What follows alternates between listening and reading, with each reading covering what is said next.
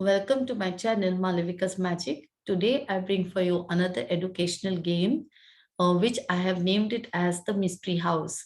So we need to find out what is the objective of this game. So we click on this question mark over here,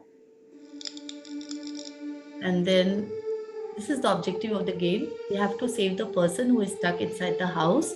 So we go back to the game, and as we can see that the house is locked, and then of course the keys are there. There are multiple keys over here. We have to find out the right key that will help us to open the lock. So if I randomly click on the keys, okay, this is a wrong key. Fine. So again, if I click on another key, this is also the wrong key. So suppose if I click here, this is also the wrong key. If I click here, this is also the wrong key. So suppose let me click here. Okay, this is the right key, but then I need to answer the question. A person with software skills gets a job in a hardware firm on a temporary basis. His poor performance is a matter of concern. What should the company do? Give him training in hardware, give him the termination letter, give him the support to look for a job elsewhere. So suppose if I click on option A, that is give him training in hardware, it is the wrong answer. So that answer is incorrect. So I need to go back to the game again. So now I know that this is the right key. So I click here and I try to answer this question. So suppose if I click option C, because option B can never be the option, give him the termination letter. So give him the support to look for a job elsewhere. So I click here. Okay, so this is the right answer. The lock has opened and I need to click on the door so that the door is also open.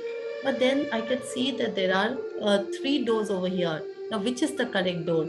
So suppose if I randomly click here on this particular door, okay, this is the wrong door. So I need to go back to the game again. And here I know this is the right key. Again, I click that. I know this is the right answer. Then I click on the door again, open the door. And this door was the incorrect door. So suppose if I click here, so this is the right door. So I need to find out where the person is.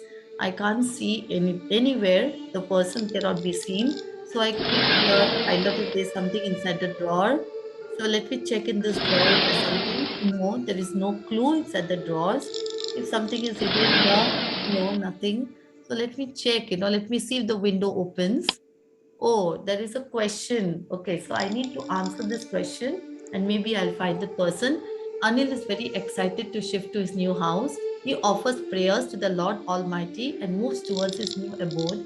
But his life is made miserable by his tenant who resides on the top floor. Every night he puts on loud music that is very disturbing to Anil as he prefers to go to bed early after a hard day's work.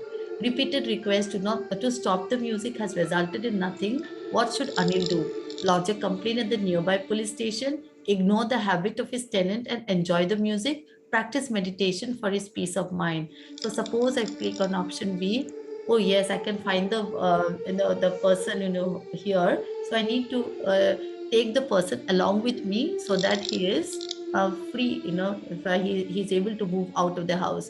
So I click on his clicker and then it says that I have successfully completed the game. So here, in this particular game, you can increase the complexity of the game by, including more questions, by including more doors where you can go to several other rooms. I have only taken it to the bedroom. And so you can go to, you can have a door that will take you to the kitchen and you can have clues hidden, that is questions hidden. So if the questions are answered, then you can find the person who is stuck inside the house. So in this way, the complexity of the game can be increased.